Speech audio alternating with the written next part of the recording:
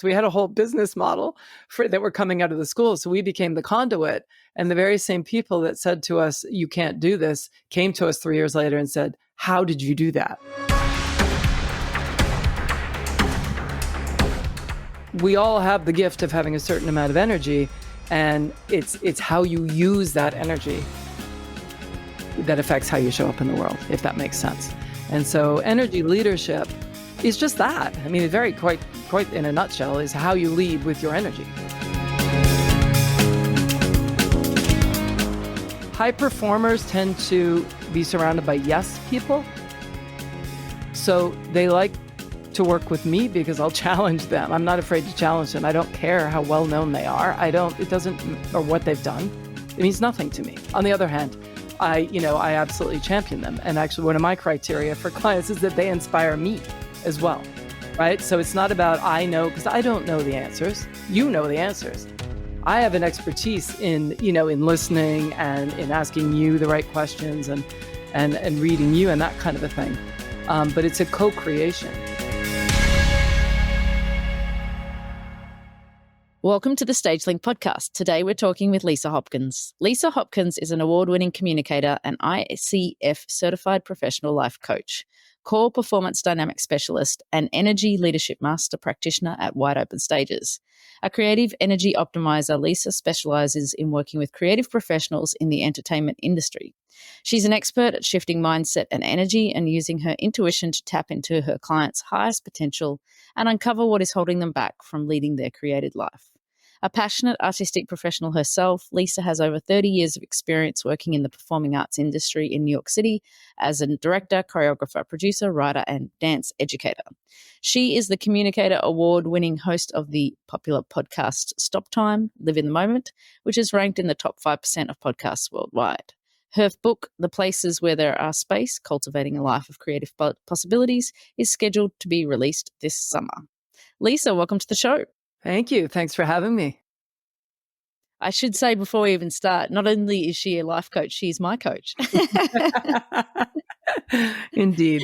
My pleasure. And one of the wonderful things we could talk about all of the work that we've done together, but I want to start because we haven't actually talked about this, I think. Tell us about your relationship to the entertainment industry and how you ended up in the arts. Oh, yeah, for sure. Thank you for asking. I grew up in Canada, and my mother taught me how to dance. And she grew up in a very small town in Canada. So I grew up in Toronto. She grew up in Belleville, Ontario, which is a very, very small town. And she, there was no outlet for her other than teaching, because she would have gone to New York City in a heartbeat or run to Hollywood or something, but you're not allowed to do that in her day. So she just taught anyone that she hated teaching, to be honest, but she loved dancing. So she would just gather people around. So naturally, when I came into the fold, I was one of those people. Fortunately, I too did love to dance. So we had a real synergy. And so she taught me to dance. She was primarily a tap dancer, but a massive creative choreographer too. She could choreograph anything. Like she belonged in MGM. And so I grew up with the mentality of, sort of energy, which is probably not surprising that I really work in energy now.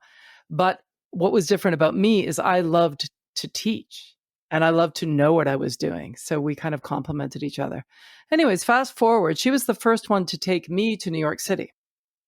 She and my dad took me there, and I saw Chorus Line when I was, 15 or 14 or something like that. And the rest is history in terms of knowing where I wanted to be. And of course, as a Canadian girl, not yet in college or any of that, and I did want to go to college. It was far-fetched in the future, but it was my first taste. And we would go back regularly. And she introduced me to the man that later became my mentor when I did move to New York City, Phil Black, who was just a brilliant teacher and the first person to tell me that I was too strong.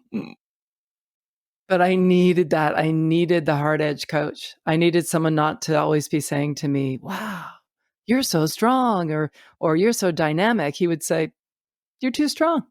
So he taught me the whole meaning of shading in my dance. And I've carried that with me through my entire life, my career. anyways, I eventually I did major in dance. And in Canada, even though theater and jazz and theater dance and tap dancing, of course, were really where I lived, I had ballet all the way through, like we all do. But I had never really had a teacher other than my mother and other than Phil occasionally before I moved to New York. And I wanted a degree. So I was going to apply to be a journalist first. I wanted to, and I got into journalism school in Canada. But then it was actually my now husband's parents who said, "Don't you love to dance?" And I said, "Well, yeah, but I'm going to dance." And long story short is they said, "Well, there's an incredible dance program here in Toronto that you could apply to." But it was all modern and ballet, which is not my expertise. So I went to a summer school program. I auditioned, I got in. Fortunately, I was very different and I got to choreograph my own thing. And, I guess I was different enough. And I went for a few weeks and studied what modern dance really was and got the essence of it. That's probably the latent choreography in me at that time. And anyways, I faked my way through and I got a scholarship. And I was like, oh my God. So I went and I followed those seeds and I started a modern dance company then because you couldn't really get grants to do anything other than, especially not the American art form stuff, which is really what I did. I was doing jazz and tap, but there nobody knew me as that whatsoever. And I became Lisa, the modern dancer, which was hilarious. And I started, I know. And so, it was my vehicle for choreography. And so I would create and create and create and create. And up until we were very ballsy. There were 3 of us that started the company from the university as an independent study in our 4th year. And they said, no, you can't do it because it's, a lot of arts programs don't like you to leave the school until you're ready for whatever reason. I think that's changed quite a bit. But I know Juilliard still is a little bit like that, I think. But we said, well, we're going to do it anyways. We'd love to have a credit for it. And we asked the guest artist in residence if he would be our supervisor. And of course, everybody revered him. And he was from the Limon Company or Louis Falco Company in New York. And he was brilliant. And he said, yes, absolutely. I mean, he loved our spunk. So we got to do it. And then we kept doing it. We left the university and we started a company. We started a club at school. We raised all the money. Then we rented the theater and then we did it again our first year out. And then the 3rd year, we applied to the biggest theater, dance theater. It was called Premier Dance Theater at the time in Toronto. And we submitted our work. And again, we got in, but of course we had to raise the money. But we hired the dancers that were still graduating from. So we had a whole business model that were coming out of the school. So we became the conduit. And the very same people that said to us, you can't do this, came to us 3 years later and said, how did you do that? Which we thought was pretty cool. But I hit a wall at that point because I had stretched it as far as I could go. The last thing I did was a murder mystery in modern dance that finished with the 1920s. I mean, I was stretching the modern dance to really do what I really wanted to do, which was, theater and theater dance and storytelling. And it was then that I applied for a student visa in New York and went for 10 months and never came back. Wow. That's kind of what happened. Then I just sort of studied there. I wasn't allowed to work there. So I was not auditioning because I was afraid. And there was all sorts of, I waited for so long for my green card and I got into a tap company. I was able to somehow do that on my student visa. At the time, they don't do this anymore, but at the time, I don't think. I had a social security number. They gave me one as a student, which is the same one that I have now as an American, because I'm a dual citizen now of Canada. I know. So anyway, so that was interesting. But anyway, so I was able to do that. And so I was in a tap company and toured all over the place. And then I was teaching. And then everyone just assumed that I had done everything. I was teaching Broadway people. And it was funny because they just assumed, I didn't pretend, that I had done every show and I had done, which I had not, because actually I wasn't actually really legally allowed to work very much. So yeah, that was our model. We were always creating stuff. My husband's a composer. He was also from Canada. Came with me when I got the green card. He got the green card. We started our own company and started writing our own shows and touring them nationally and internationally, and that's how we made a living. And yeah, I mean, it's a very unusual story, but that's kind of what we did. We built our own. Well, I mean, that goes to, it's a testimony to a certain mindset of self-startup, I Oh yeah. think, right? Across your career of making stuff work for you over waiting for opportunities to come, right? And I think that's an important attitude to take when you're going to work in the arts, because if you are going to wait for the work to come to you, then forget about it, right? Exactly. No, exactly.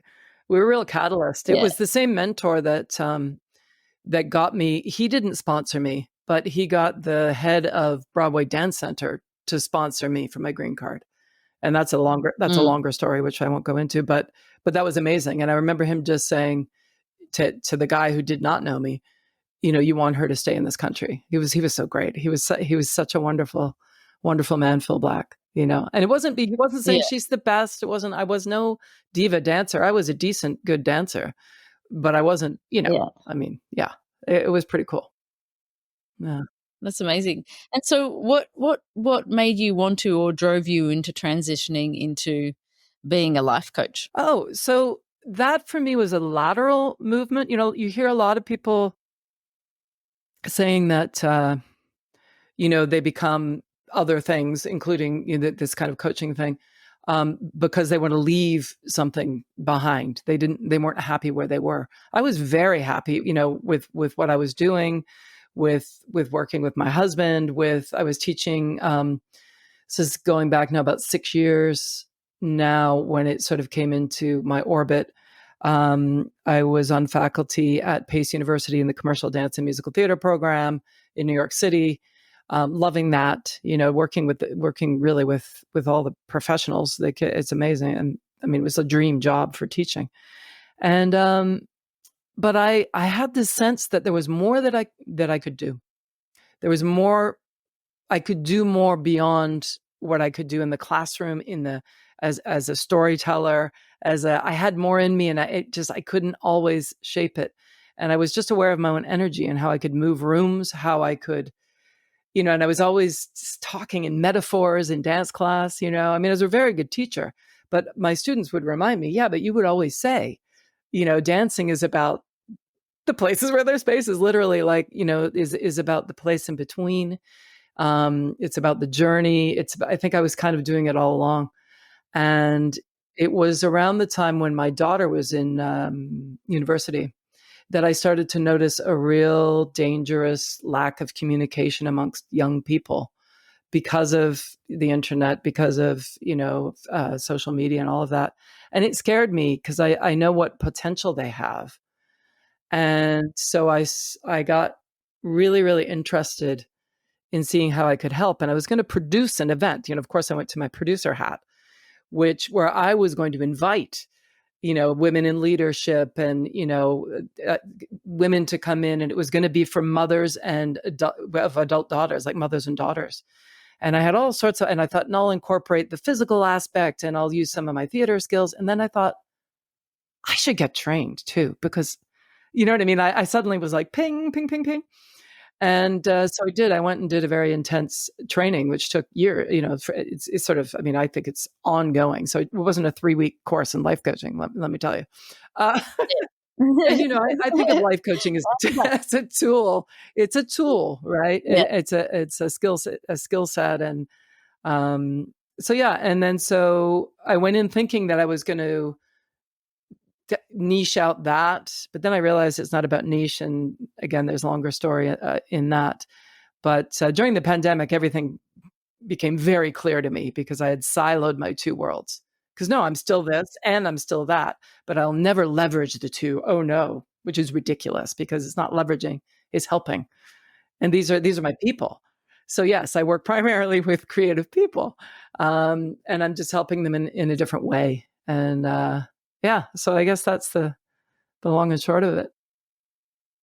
That's amazing. We've talked a lot about energy leadership, but for those who don't know about energy leadership, how would you give the cliff notes, the summary of what energy leadership is?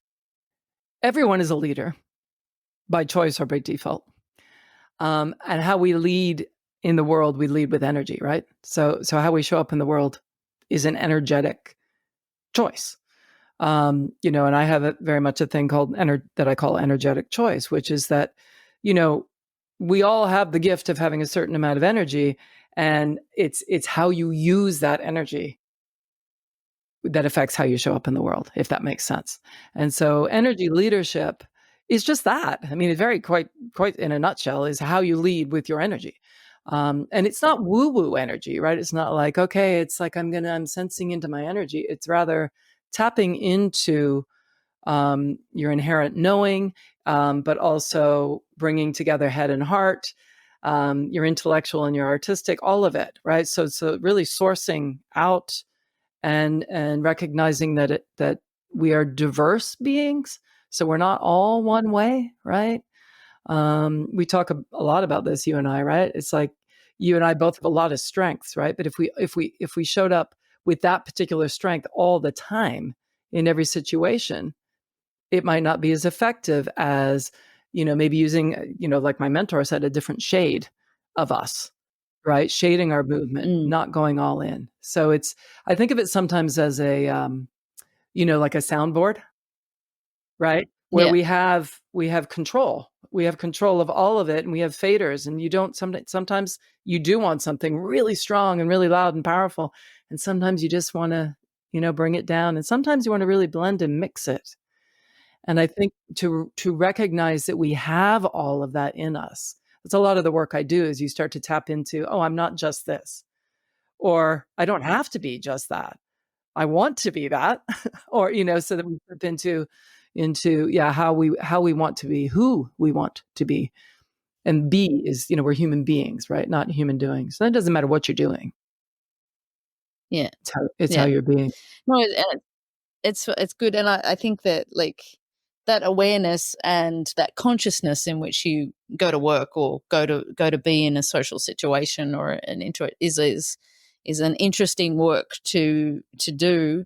And then also which is what you call me out for all the time, is the unconscious and self-talk, or the words that we use that are ingrained in us. And I find that a really fascinating approach. Do you find that with other clients too, that they have a lot of, as we've talked about, I often say I have to, and the first thing you say is, do you have to, or do you want to? And there's a lot, and I think that specifically with women, there's a lot of feeling like there needs to be some obligations there that we should question a lot. Do you find that a lot with other clients too, that there's a lot of ingrained narrative that people talk, a self-talk, I guess? Oh, absolutely. Absolutely. And I tend to be myself a little bit.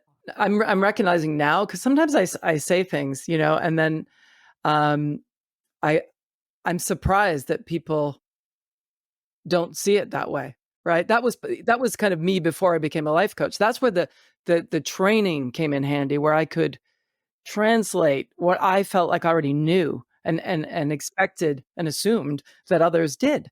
So when I would say that, so sometimes I even get surprised when I, which is why the calling out is great, right? Like, I have to. Well, you don't have to. Nobody has. I mean, I say time and time again. In fact, again, before I was a coach, I would say to my students who worked so hard to get to Pace University, which is so frigging hard to get into, right, into the program, and they get there on the first day, and I'd say, you don't have to be here. Like it's important to know that. And I didn't say it like threatening, like you better, you want fame. I mean, it wasn't a Debbie Allen moment, but it was just to put them in consciousness of saying it's a lot of pressure, and it's you ride the roller coaster. It's fun to try to go for it, right?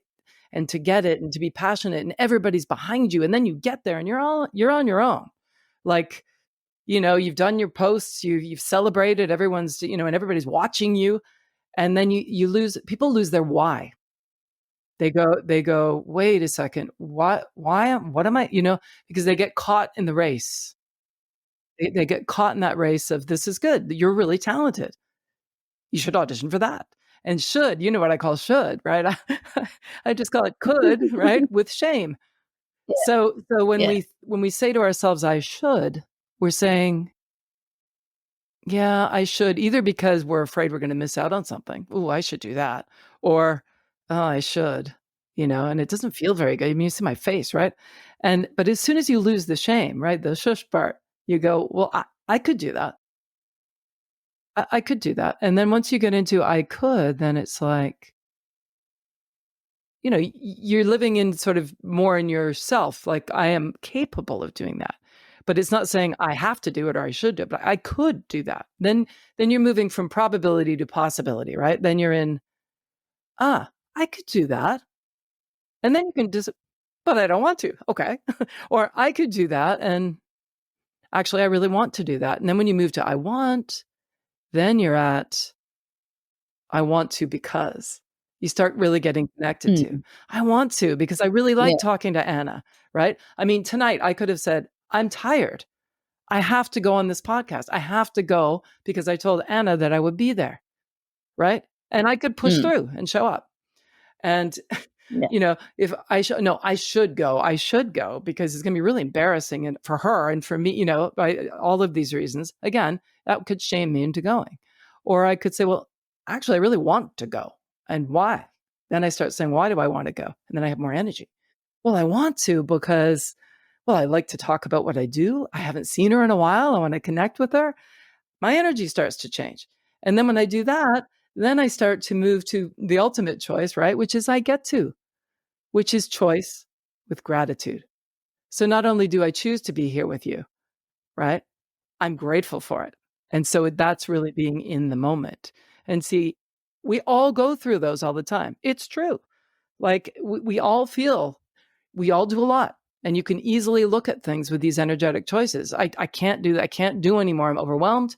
No, I have to. I'm going to push myself through to I should, because if I don't, I'm a loser. To no, I could, right? And it's amazing. You can feel it dropping away, right? And as you said, it goes into the more conscious, right? So the left side of that choice capacitor where I should, where it starts to tip, is the fear-based stuff, right? The sort of less conscious. And then the consciousness just keeps opening up. And when your consciousness is opening up, then all your choices open. So even if you want to, doesn't mean you have to. That's the thing I say. You ask me like all the time because I work with very capable people. So do you know what I mean? So they want to do a lot of things.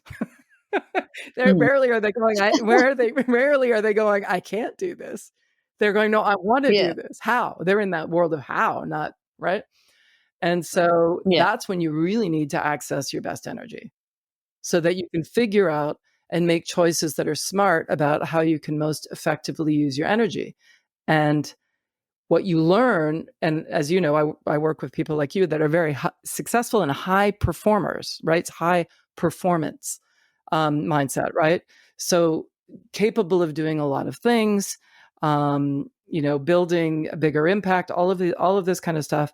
And they're very aware of their own capabilities.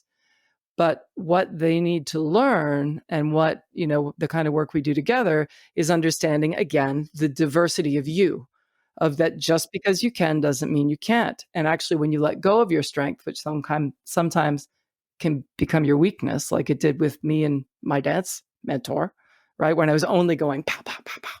It's like, yeah, but where's the pow, poo, pow, pow? Like, where's the nuance? Where's the, it's like, it's the same in leadership, right? If we're only leading one way. Yeah. And again, that's energy leadership because we're creative people, but that I want to. So then you can go, well, I really want to. So you're not going to say, I can't. You're going to figure out how. Okay.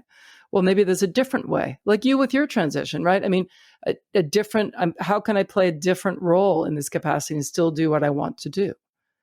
Right? Not about how can I dim down or how can I put up boundaries or, yes, occasionally that comes up, but mostly it's about how do I use my energy effectively? How can I be as effective in each scenario as I know I can be? And now a note from our sponsor. The StageLync podcast is proud to be sponsored by ClearCom. ClearCom is the leader in voice communications for theatre and the performing arts. Call your cues with the simplicity and elegance of ClearCom Intercom solutions. You can find them at clearcom.com. Go check them out. No, thank you for sharing that. I think it's really, I think that people think, oh, well, why would you need a coach at any point in your life, perhaps? But for me, I think that it's, the capacity to expand beyond what your own parameters and your own mindset that you've built over many years, to discuss at that level, for me, always opens doors of opportunity and optimism and hope and relaxed, we live in such a fast-paced environment, right? And we're always putting a lot of pressure on ourselves for deliverables, and the innate sort of rewiring of, I have to I can, or I want to, or I get to. It really especially taps into, for me, where do I really want to direct my energy? And that, for me, at this point in my life, is really important, whether that be parenting or running StageLync or devoting myself to Our Legacy Creations, which is I'm an executive producer of. All of these things require time and energy and effort, and you have to have a masterclass in your own head about where you put that energy, Yeah. So tell me about, for the wider audience, what, obviously without divulging any details, but when people come to you for your services from the creative industry, what are they generally looking for? What are they generally struggling with? Or what kind of people come to you to work with you? Yeah, I mean, it's bespoke to each client, right? I don't, it's interesting because I'm invitation or referral only. So usually if someone comes to me, they've either talked to somebody that's worked with me that they respect, right? Or they've maybe been part of something or heard me somewhere, and we met and we had a call. And so already there's that layer. So I'm not sort of one of these coaches who's out there like looking to build a big roster. Do you know what I mean? Build roster and stuff. So I literally it runs the gamut in a way, from sometimes, like, I think you said it a little earlier, sometimes they don't even exactly know like why. Like I always say that, they don't sort of necessarily come with, I have a problem. Do you know what I mean? And I need you to help me like do a 12-step plan or whatever. I mean, at all. I have one of my clients, for instance, which is really interesting, was a creative, a very, very successful creative, as a younger person, and doesn't want to do it anymore. So that for me is really fun because she's a blank slate, like literally. But it's interesting because it starts to unfold into thinking, there's a thinking there that comes in, which is, I've left that, kind of like what I had. I've left that, therefore I'm not connecting it to what I'm going to create here. And what she's learning is actually it's all part of you. It doesn't mean, it might manifest in a different way. So that's something that's growing, and whatever she, develops out of that, who knows, but it'll be really exciting. So some others come from,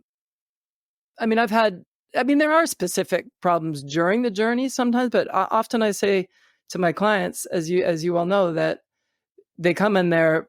Sometimes it's more, how do I say this?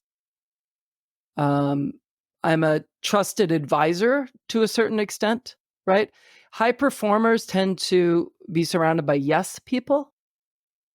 So they like to work with me because I'll challenge them. I'm not afraid to challenge them. I don't care how well known they are. Or what they've done. It means nothing to me. On the other hand, I absolutely champion them. And actually one of my criteria for clients is that they inspire me as well. Right. So it's not about, I know, because I don't know the answers. You know the answers. I have an expertise in listening and in asking you the right questions and reading you and that kind of a thing. But it's a co-creation. So, yes, there are lots of sort of typical things. It always comes down to mindset.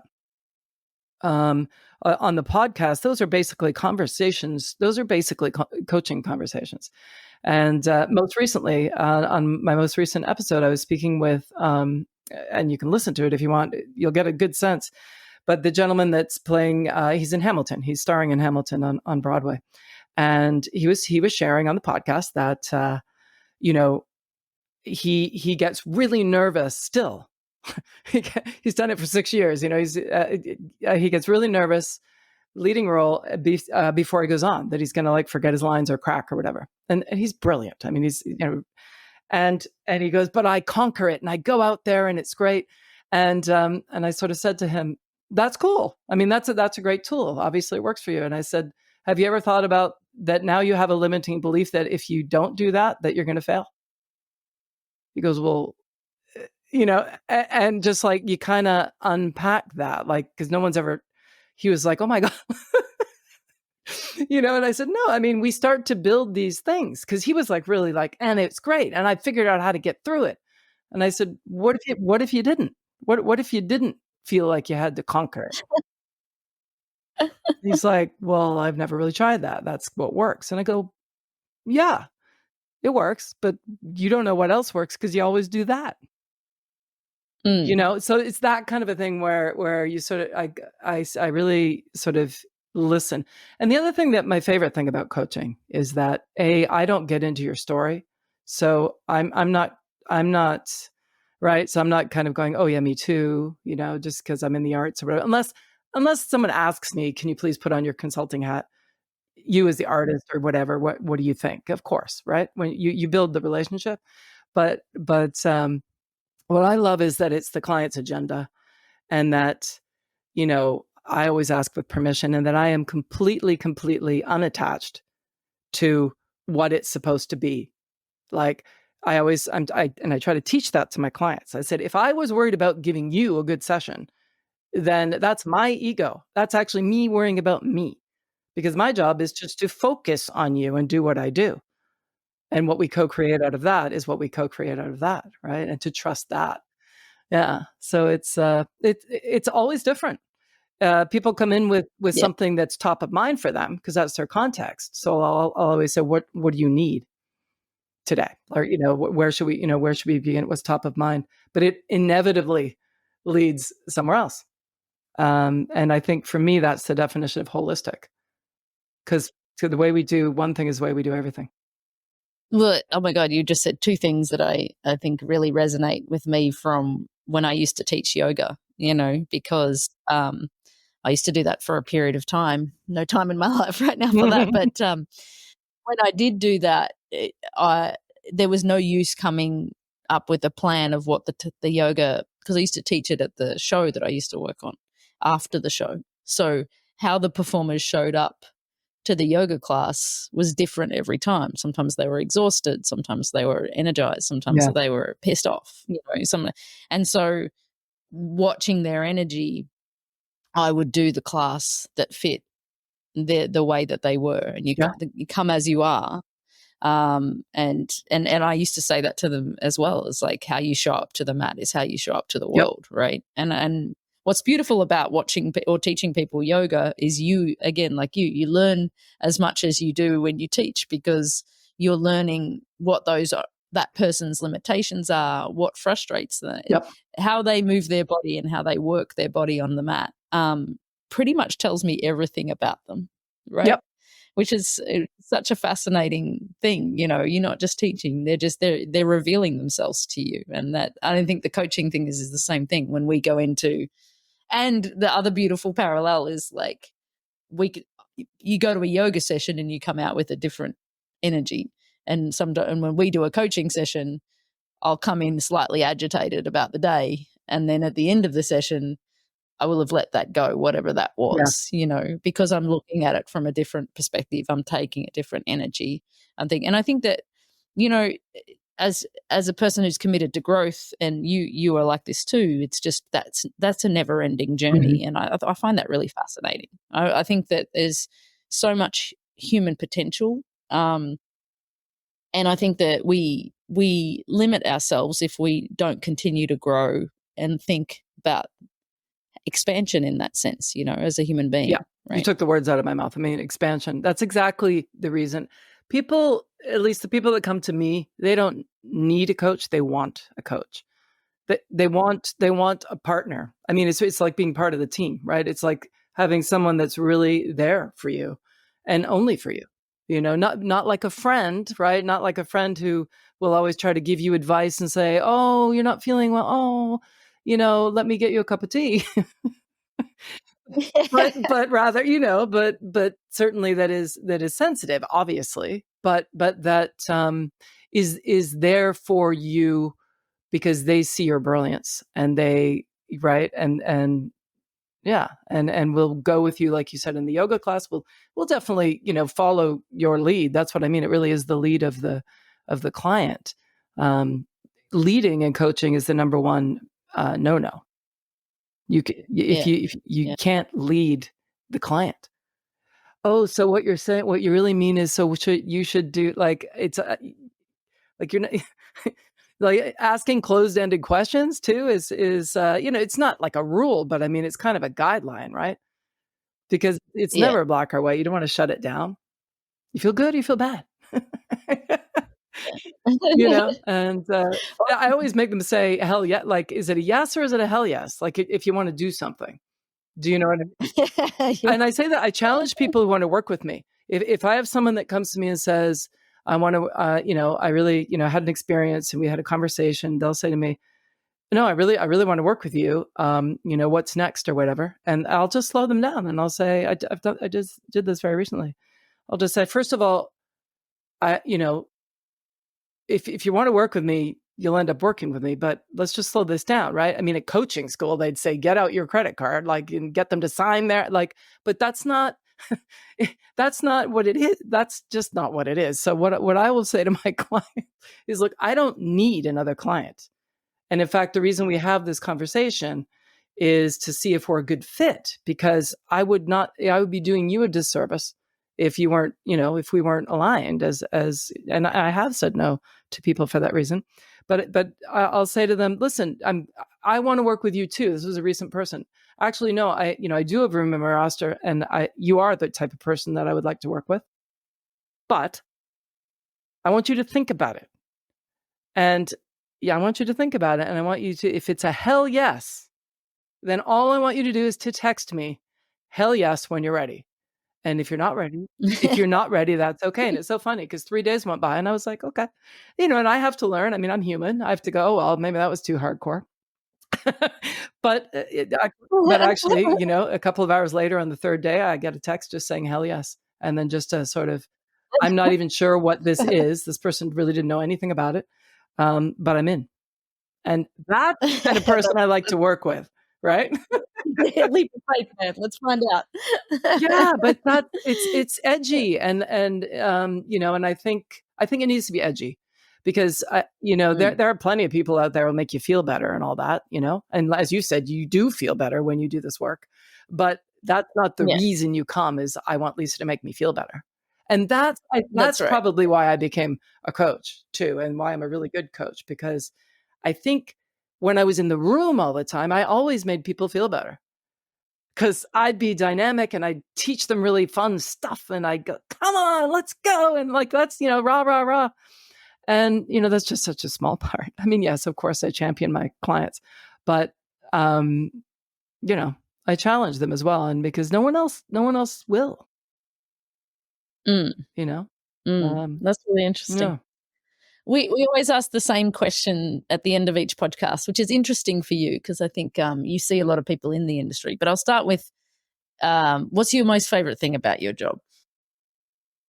Definitely the people, the connection, and the learning. I think what I like most about it is I would never call it a job either. Isn't that funny? Like, it's something that I feel like I created and crafted. That's why it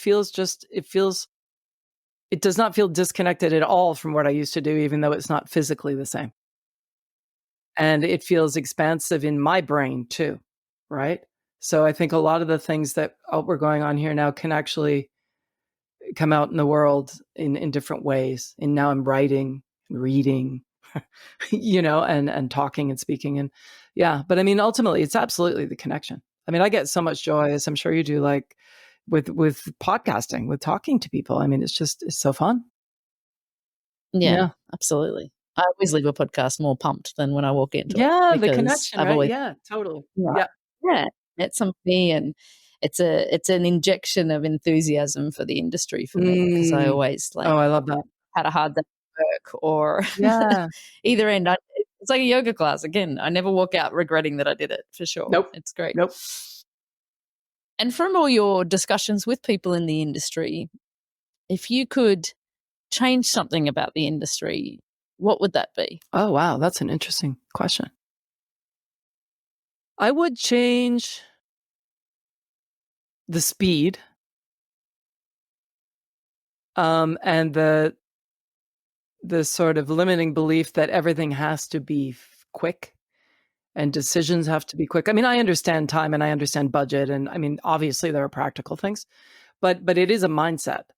And I think it doesn't take much longer to actually just stop for a minute and think about something like the hell yes, right?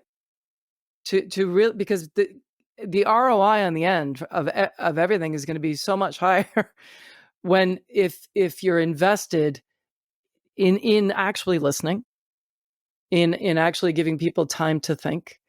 Because what happens with limiting beliefs, which we keep coming back to, and this mindset thing of the shoulds and all that, is everything we've been taught.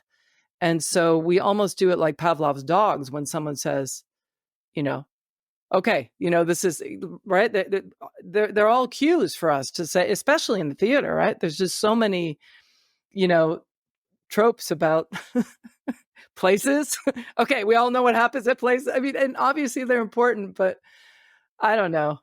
We all get ready for for the tech week and everything. I mean, I have one client who she's been in for years, but man, whenever tech week's coming up for one of her big projects, it's like, oh no, I'm just going to be, and you just buy into that thinking it's going to be awful Yeah. and all of that. And I think, yeah, so that's a long answer, but I think the speed and also just I think we all need to start asking questions about why, right?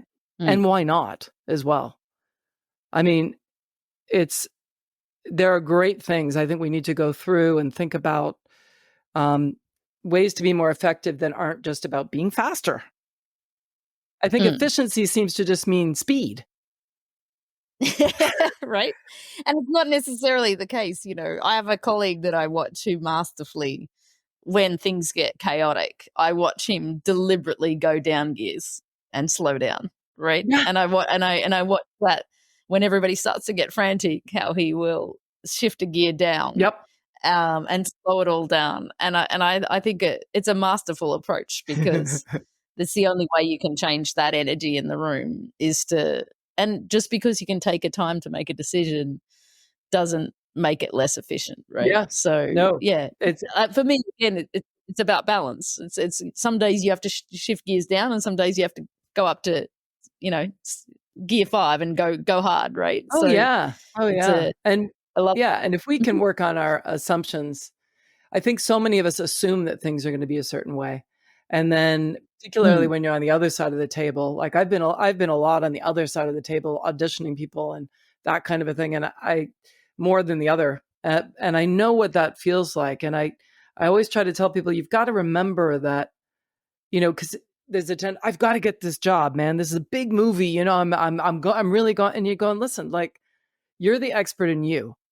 The people on the other side of the table want you to be right for the role, or they wouldn't have invited you to do the role. So but you can't control what's going to happen. But what you can control is being you and doing your best job. So yes, do your homework, know your lines, do everything you know how to do, but then just allow yourself to be you. So then the goal becomes to be the best that you can be. And you can always succeed in that. You can always succeed in being your best. You can't, but if you attach it to someone else saying, yeah, you're the best for the role, well, then that's, you're setting yourself up for failure, because at the end of the day, everybody's talented, right? And, but everybody's not always right for the particular mix or whatever. And I think we have to really understand that, but we get brought up in that cutthroat thing, and then it must be me. I'm not good enough. And that you hear, I mean, that's just such an old story, but it's really ingrained in our industry, I feel, and so it'd be nice if that went away. So really, it's a lot of mindset. I mean, I think, I think I've talked to you about this before, is that this kind of work, the work that I do, I have a dream to be able to give access to creative teams, and even in the administrative part of the team, all the way down to the performers and the stagehands and and the PR people, to have access to this kind of work so that we can have a language to speak to, and we can recognize energy in other people and adjust accordingly, as opposed to typing people, right? Everything's typing. Like, it's like, no, she's that type. No, she's only good at this, or she's only good at that. And then we have to prove ourselves, and so on and so forth, So I think it's that diversity of thought, I guess. The diversity is definitely what it is. You know what I mean? It's like, it's definitely about the multi-layeredness of ourselves and others. Mm. That's Absolutely. important. Yeah. Lisa, thank you so much for coming on the StageLync podcast. I've so enjoyed talking to you and catching up with you. So thank you. Ditto. It was my pleasure. And congratulations. It's great that you're doing this. I'm excited. Thank you.